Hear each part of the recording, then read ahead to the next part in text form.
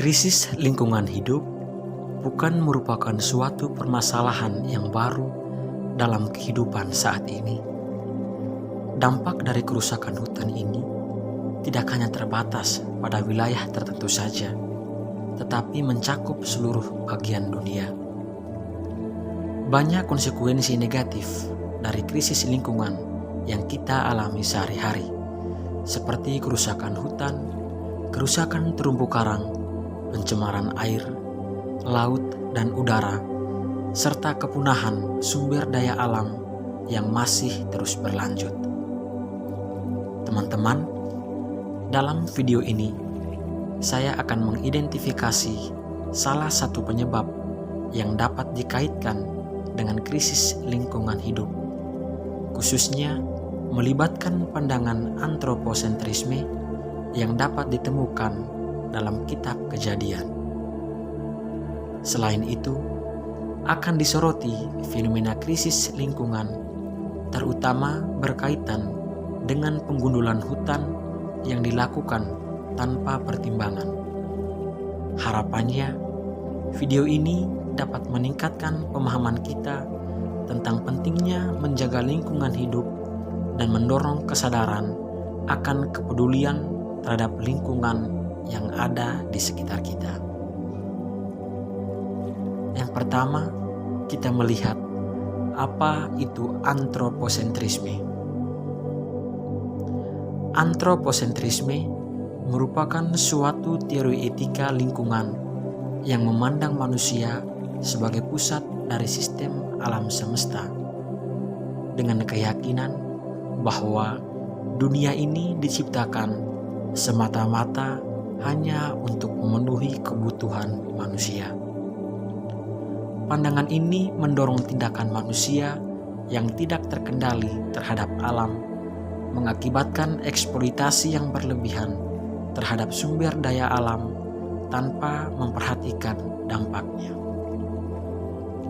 Seorang sejarawan, yakni Profesor Lynn White, menunjukkan bahwa akar masalah antroposentrisme dapat ditemukan dalam penafsiran yang keliru terhadap kitab suci, khususnya dalam kitab Kejadian bab 1. Tafsiran yang keliru ini telah membentuk pola pikir manusia selama bertahun-tahun, sehingga menjadi pendorong utama perilaku antroposentrisme yang merugikan lingkungan hidup. Berikut kita melihat situasi dan permasalahan kerusakan hutan. Yang pertama, kita melihat permasalahan umum. Seperti yang kita ketahui, hutan memiliki peran penting dalam mengatur iklim, menjaga siklus perubahan cuaca sebagai sumber oksigen, mengatur daerah resapan air, serta menyediakan tempat bagi perkembangbiakan tumbuhan lain dan hewan. Namun, saat ini banyak hutan mengalami perubahan akibat ulah manusia. Tindakan manusia sendiri telah menciptakan bencana baru yang merusak lingkungan alam. Dampak dari kerusakan hutan yang sering kali terjadi ialah: yang pertama, kerusakan lapisan tanah termasuk erosi, longsor, dan banjir pada musim hujan yang menyebabkan kerugian material bahkan kehilangan nyawa. Kedua, kekeringan selama musim kemarau mengancam sumber mata air dan mengganggu pasokan air untuk pertanian. Ketiga, penurunan dan hilangnya kesuburan tanah. Keempat, kehilangan potensi hutan sebagai bahan baku obat-obatan. Dan yang kelima, hilangnya keanekaragaman hayati, flora dan fauna. Berikut permasalahan khusus. Saya menyoroti permasalahan spesifik dalam kerusakan hutan, yaitu penebangan pohon secara berlebihan. Praktik penebangan liar sering terjadi di masyarakat, di mana manusia seharusnya boleh menebang pohon untuk memenuhi kebutuhan, tetapi lebih dari itu. Penebangan liar secara tidak sadar akan memiliki dampak yang buruk terhadap lingkungan dan pada akhirnya merugikan manusia sendiri. Yang berikut kita melihat kebijakan yang diambil dalam mengatasi penebangan pohon secara berlebihan. Isu yang berkaitan dengan penebangan pohon secara berlebihan telah mendapatkan perhatian melalui langkah-langkah penanggulangan. Pemerintah Indonesia telah menetapkan peraturan melalui Undang-Undang Nomor 41 Tahun 1999 tentang Kehutanan dan Undang-Undang Nomor 18 Tahun 2013 tentang Perusakan Hutan, yang mana aturan ini dibuat untuk melindungi hutan, salah satunya dari penebangan yang berlebihan. Meskipun demikian, penerapan dari undang-undang ini masih menemui kendala dan perlu dipantau oleh masyarakat agar tetap efektif. Selain aturan dari pemerintah, masyarakat juga turut berperan aktif atas masalah ini. Sosialisasi tentang perlindungan hutan menjadi kegiatan yang harus dilakukan guna meningkatkan kesadaran masyarakat. Yang terakhir, kita melihat tentang deep ekologi dan teologi. Dalam menanggapi penebangan pohon secara berlebihan, dapat disimpulkan bahwa manusia masih mengikuti paham antroposentrisme yang meletakkan manusia sebagai pusat alam semesta tanpa mempertimbangkan konsekuensi yang akan terjadi di masa depan.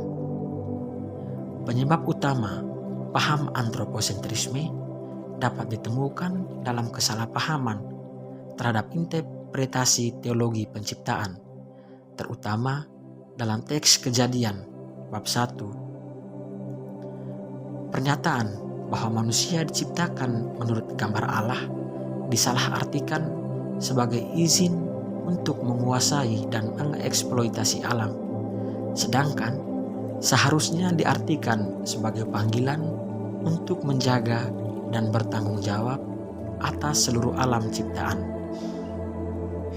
Dari teks Kejadian bab 1 ayat 28 ditemukan dua kata, yakni taklukkanlah dan berkuasalah. Dua kata ini disalahartikan sehingga manusia menyalahgunakan kebebasannya. Seharusnya dua kata ini diartikan sebagai perintah Allah memberi kuasa kepada manusia untuk memelihara dan bertanggung jawab serta menggunakan segala ciptaan dengan bijaksana.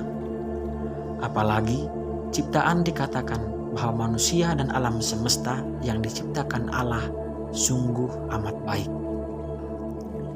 Selain itu, Gereja Katolik memiliki dokumen yang memberi perhatian khusus terkait krisis lingkungan hidup, yakni Laudato Si. Dalam menghadapi krisis ekologi, solusi yang dibagikan Laudato Si yakni melalui pendidikan lingkungan hidup. Laudato Si mengatakan bahwa pendidikan lingkungan hidup secara bertahap telah memperluas tujuannya. Jadi, hal-hal yang perlu disampaikan dalam pendidikan lingkungan hidup yakni melalui informasi ilmiah, peningkatan kesadaran, dan pencegahan risiko untuk lingkungan. Lalu, memulihkan kembali berbagai tingkat keseimbangan ekologis, yakni di tingkat internal dengan dirinya sendiri, tingkat sosial dengan orang lain, tingkat alami dengan semua makhluk hidup, dan tingkat spiritual yakni dengan Allah.